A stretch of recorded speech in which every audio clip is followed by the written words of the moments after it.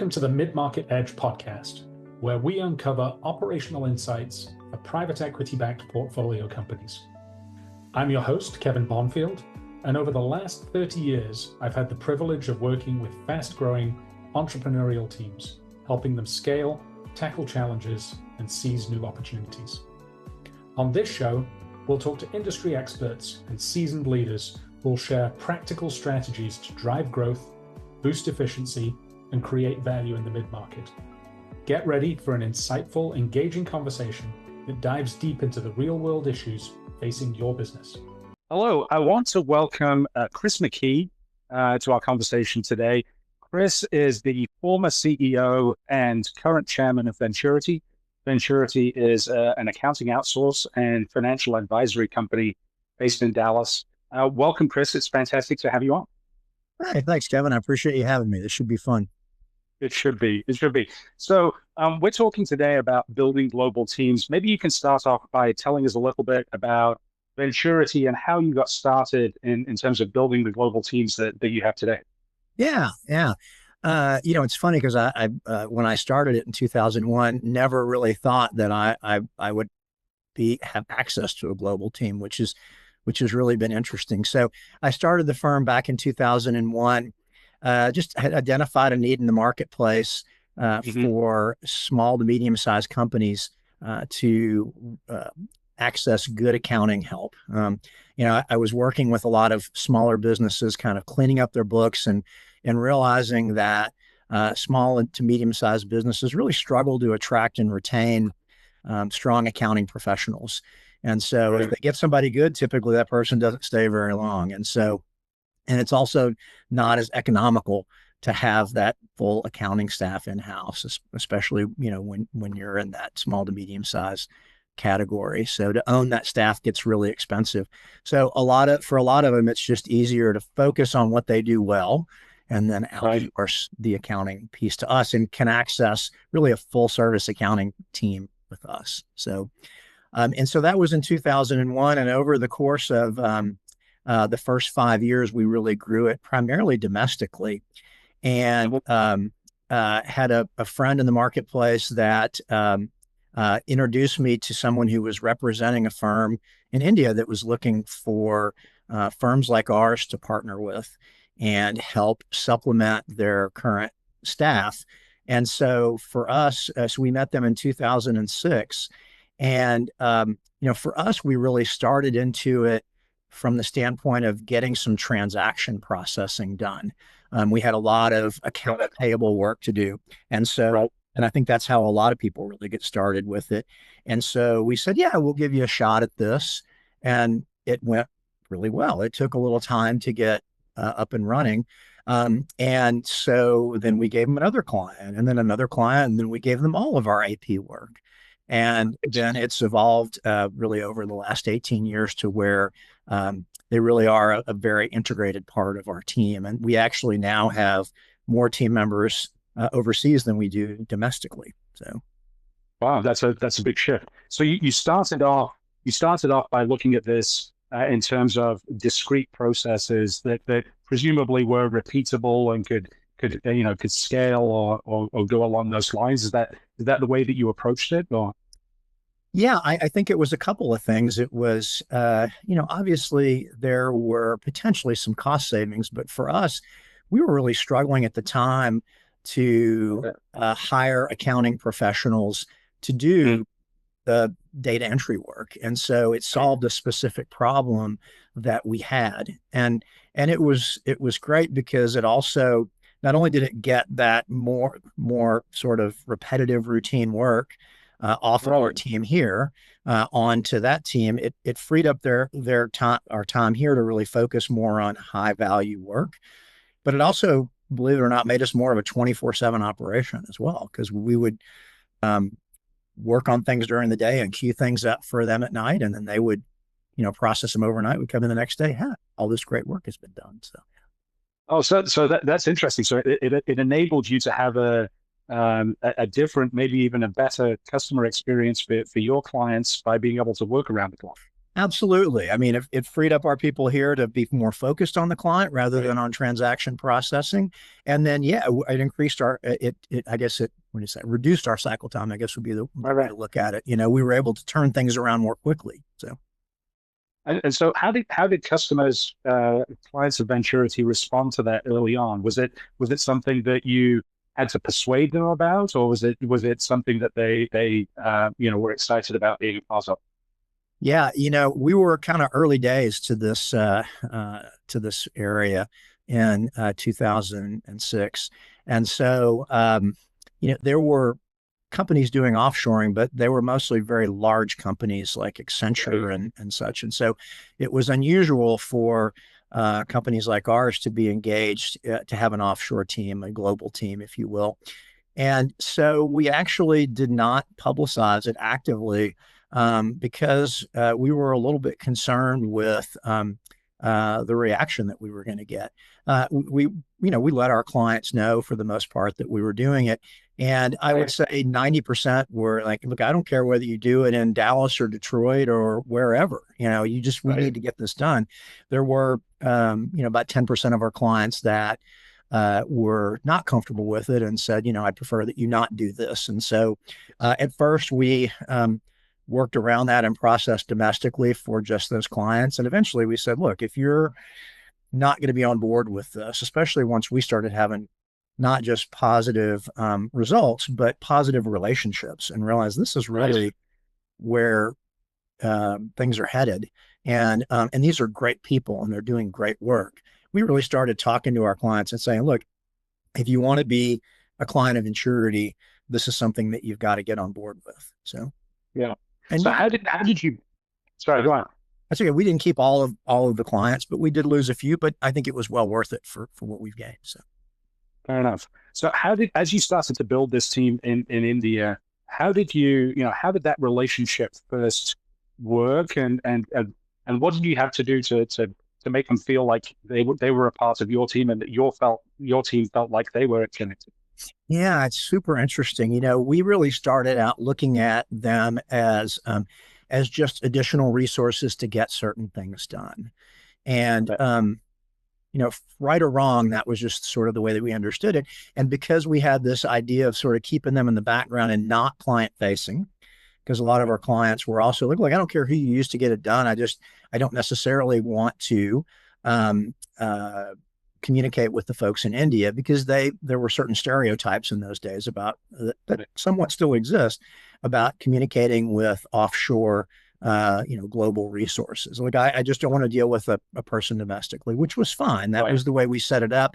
So they were very much we'd say in the restaurant industry, back of house, if you will. And so and that was the way we started out.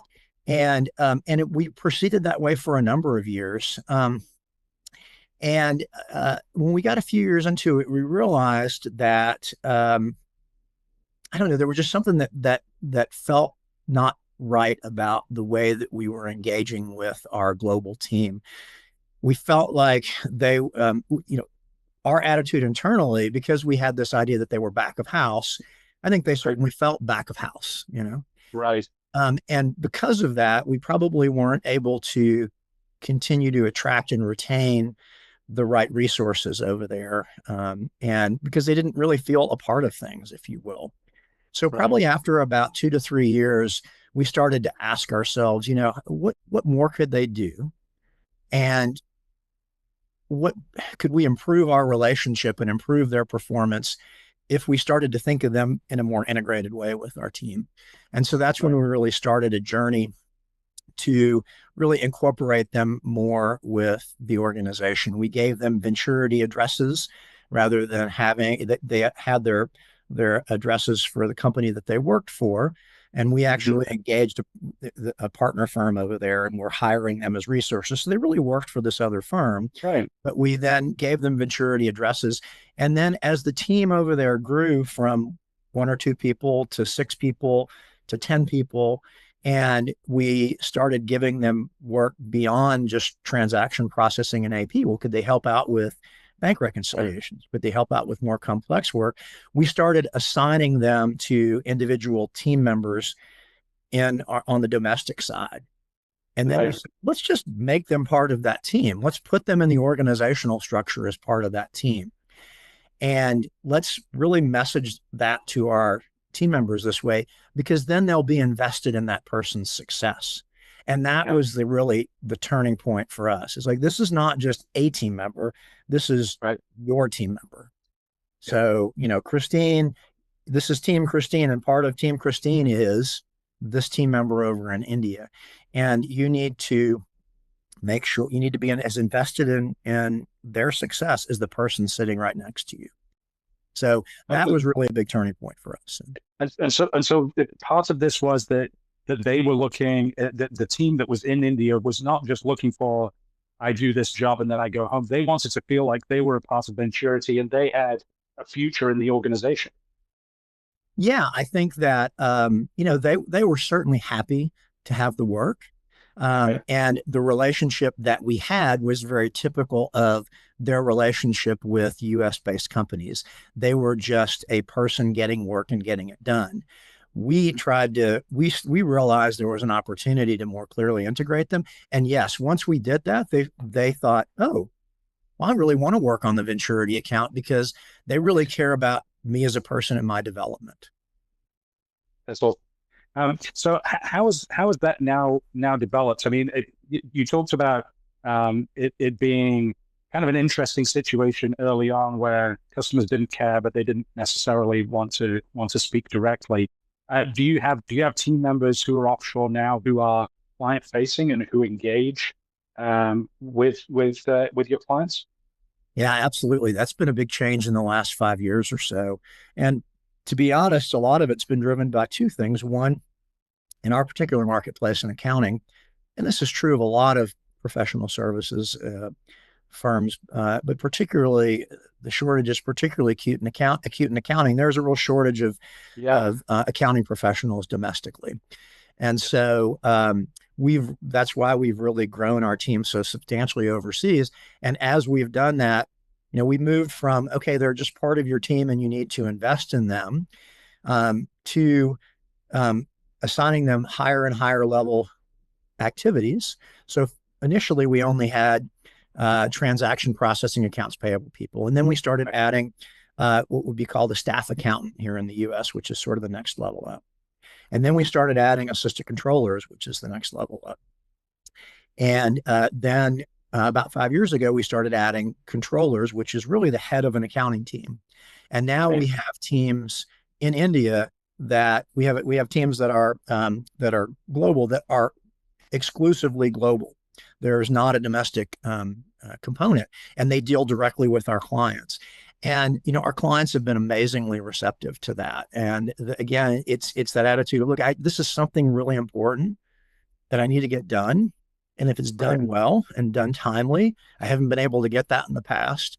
And so I'm happy to deal with anyone, anywhere. And that's something that's really evolved in the marketplace. And as we've brought on higher level folks, that's also given us the chance to do what we do here, which is to establish a clearly articulated career path for our global team members to come in as a staff accountant or assistant controller and move to an assistant controller or a controller. And really now we're investing in a career continuum for them, which is, again, draws more people to our team overseas because they know they're going to be fully integrated. They're not just going to be a person doing a task for some company somewhere else in the world.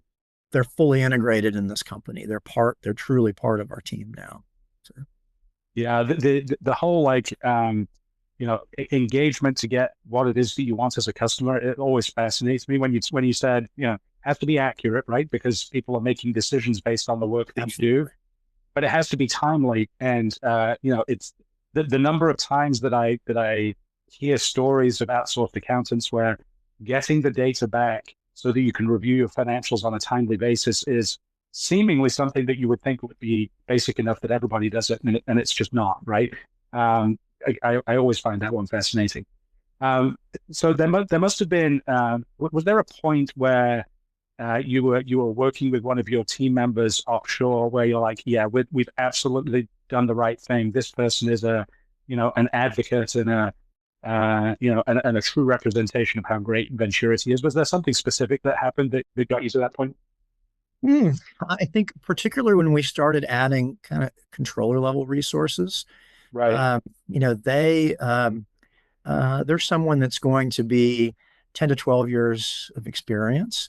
And what's amazing is we have access to the equivalent of CPAs over there at a much higher rate than we do in the US. So we've got a much higher number of chartered accountants, which is the CPA equivalent in India, than we do in the US. And so we've got people with higher levels of education and comparable roles, which has been really nice. But now I would say about 3 years ago, we took on a very large engagement, and we didn't have a domestic controller that was available for this. And the client was focused on leveraging a global team for cost savings for them as well, in addition to just having resources, because they were struggling to hire resources as well. And so we actually started a number of years ago, and this is a piece we can drill down on a little bit more, bringing our team members, our global team members, over to the US for 6 to 8 week stints in our office to help build that relationship. But we brought a controller in to the organization, to our team over there, and immediately brought him to the US. And the relationship that he built with our team, and his work ethic and his ability to just sort of quickly assimilate into our culture, and just a really high give a shit factor, I'll be honest with you. That was when I really realized, man, we, again, like you say, have really done the right thing here. We have access to some really great folks that have a high level of caring and want to really grow and develop their career. And they're so enthusiastic about working with US-based companies. I don't know that we realize, as being here in the US, how prestigious it is for global resources to be part of a US-based company. That's something that's I think gets people very motivated and helps you attract a really strong level of team member, and they'll slay dragons for you. It's really amazing. So the comment you made about having somebody over for 6 to 8 weeks, I mean, that travel back and forth to build relationships, I think is one thing, right? But actually having somebody in your office to really feel like they're a part of Venturity, and then build those strong relationships with your team here back, it sounds like an incredible experience both ways. Yeah, it's been great. We've probably brought over around 20 over the last 10 years or so. We typically bring over a couple at a time. Oftentimes they've not only never traveled to the US, and not only never left India, but some of them have never left within about 20 miles of their home. And so for them, international travel is a huge experience. And so, and a huge opportunity as well. So we'll typically bring them over with at least one other team member, and they'll stay in a local hotel nearby, but at least they can be together. And we'll have them come over with someone who's traveled to the US before as well.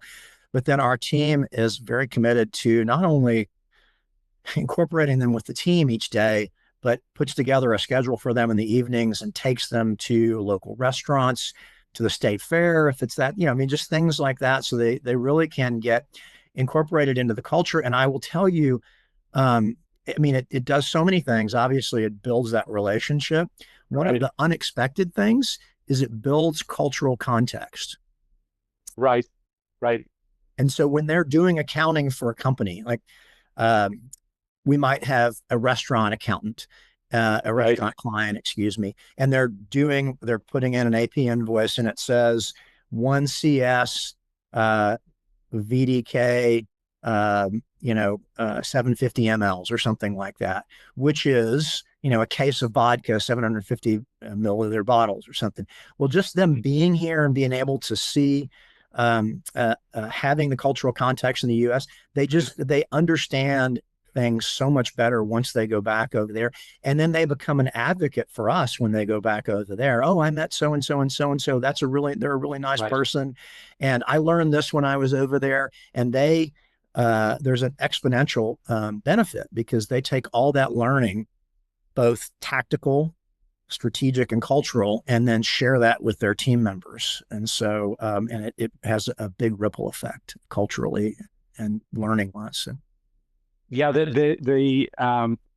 think that the great thing here is that it builds trust, right? It's the because email and even being on screen is a fairly impersonal way of talking to somebody or working with somebody, and so being able to build that trust just gets you past well, I'm not sure that person meant to say it that way. I'm just going to pick up the phone or I'm going to talk to them and assume positive intent and trust. And those kinds of things can build that foundation, right?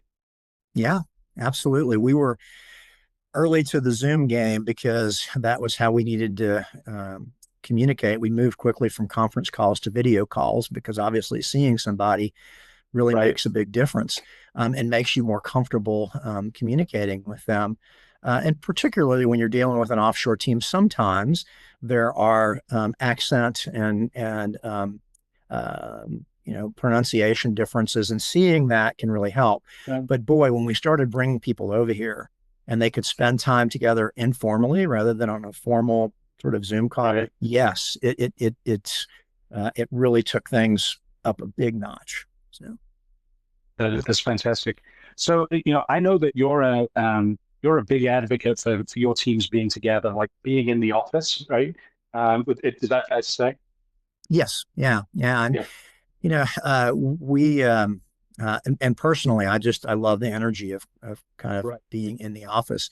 And we came back from COVID, came back 5 days, and I'll be honest with you, in a highly competitive marketplace, after about a year or so, we didn't need to move to a hybrid environment. So we're 3 days, Tuesday, Thursday, Friday, required to be in the office, and then Monday, Wednesday is work from anywhere, which can include the office for folks like me that just love to be in the office. So yeah, so that's where we are. But that must be an interesting kind of an interesting mix of I've got people in the office and then I've got people offshore. I mean, you and I were talking beforehand about the shift in remote work over the last 4 years, and it feels like it's coming back towards if you're able to be in an office, then we would like you to be in an office so that we can work together as a team. Yeah. And I think that we'll continue to evaluate that. I do think we'll probably stay with our current hybrid situation. I do think what's worked well, and obviously it's a whole different podcast, but what's worked well for us is having 3 days a week that are named 3 days a week, and we're all there together. Gotcha. For maybe what's obvious reasons. It builds energy. It makes sure that you're there together. If you have a new person who's there, everyone's there those days, so they get to really interact with that person versus I'm not sure when this person's going to be in. And so that's what's worked really well for us. What I was surprised by is that we didn't get a lot of, well, why do we need to come into the office? Our team over in India, isn't here in the office with us, and we work fine with them. Nobody really said that to us along the way. They understood that there were two different things, and we're trying to accomplish two different things there. I mean, I think those days that we're in the office together are days that we do different things than when we're working remotely, and we're doing things that are building our relationships and building our culture, and in addition to the accounting that we're doing, of course. So yeah, occasionally accounting. You do accounting. I mean, I'm sure that you have a lot of fun with that. Oh, I mean, the team dynamics are a big deal.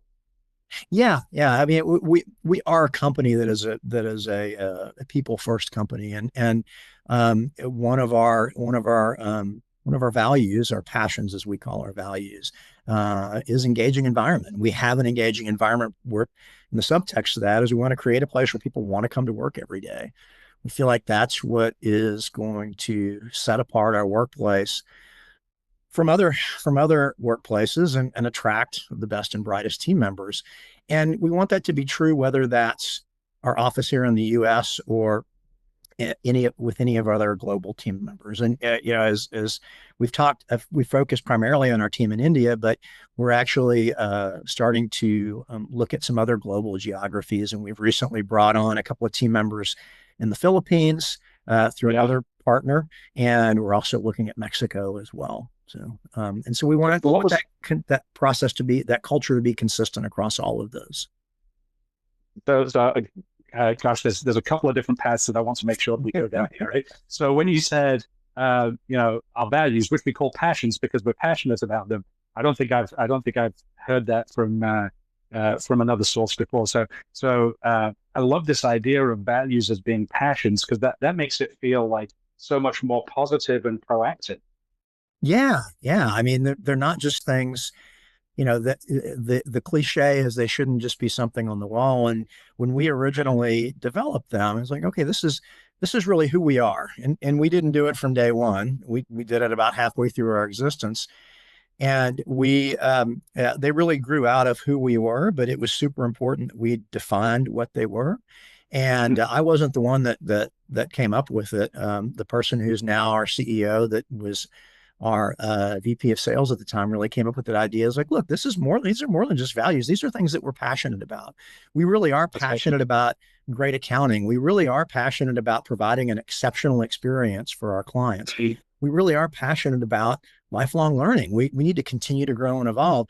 These are not just things that we say that are nice. They're things that are really in our hearts. We're passionate about them. So, and that idea of a passion does move it from the head to the heart, which I think is important in your value. Yeah.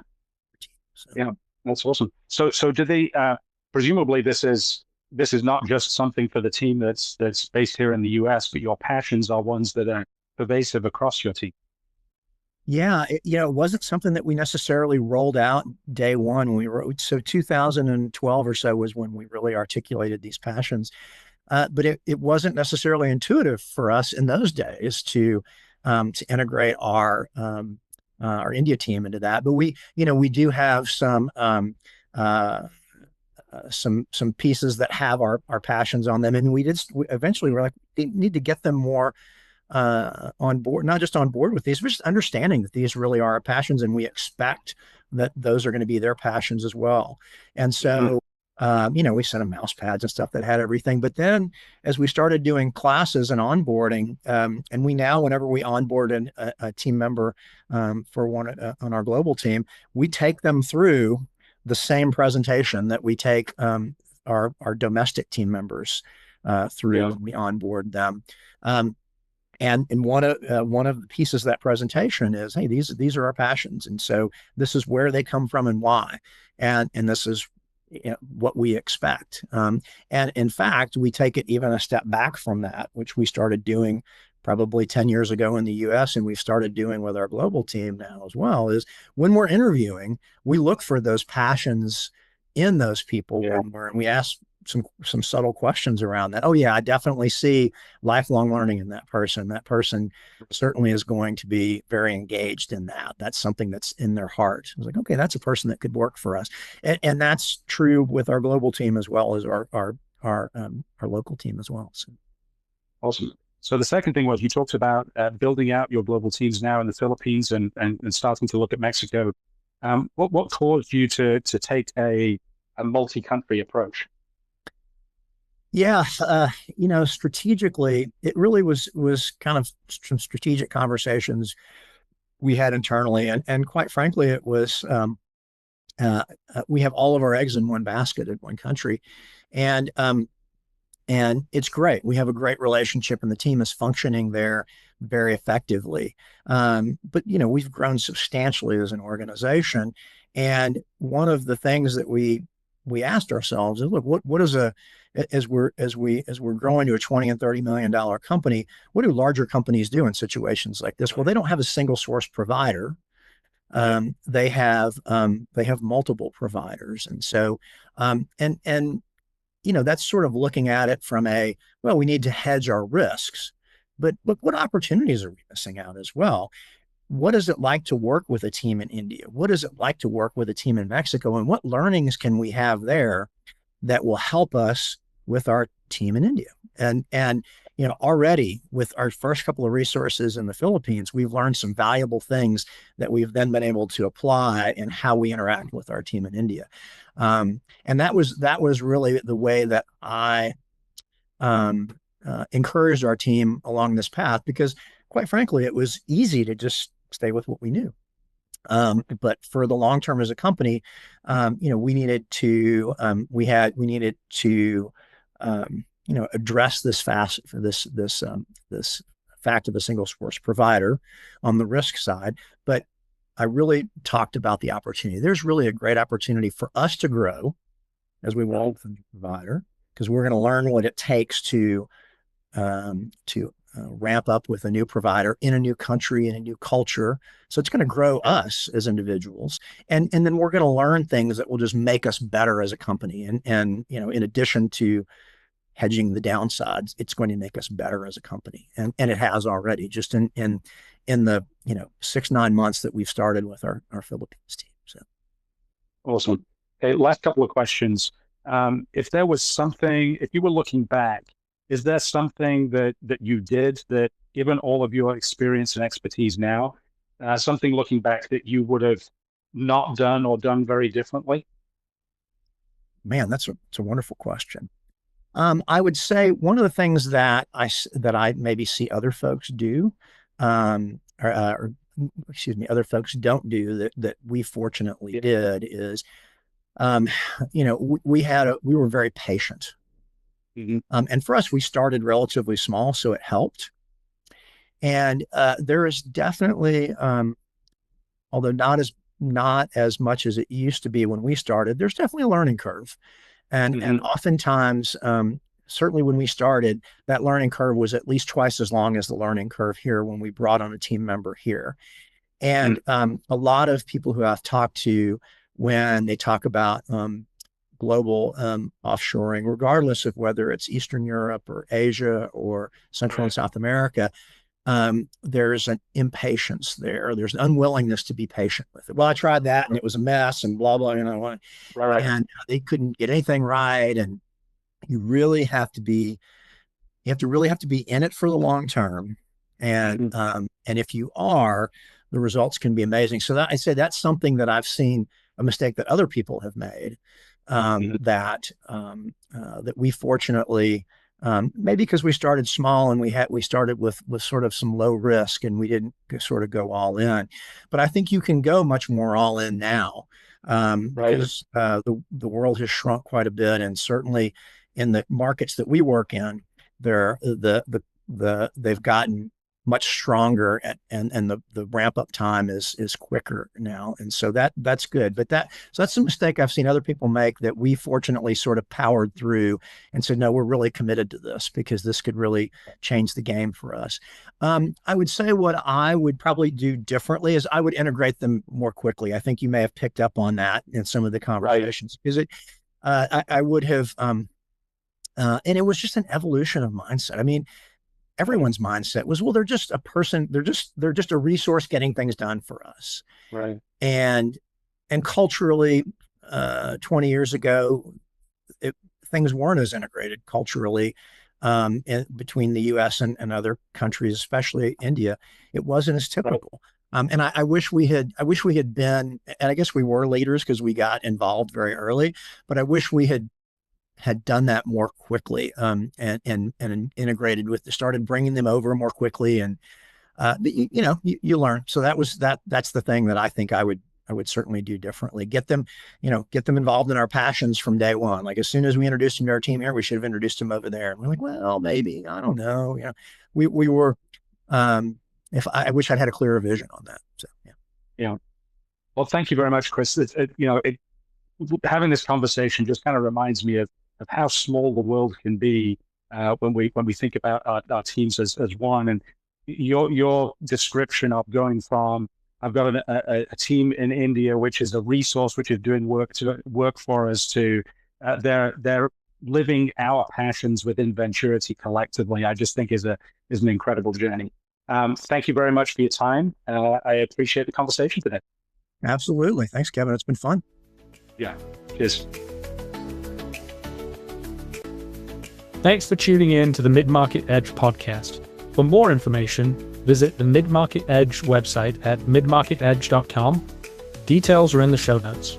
Remember to subscribe and like the show so you'll never miss an episode. And until next time, keep building your edge in the mid-market.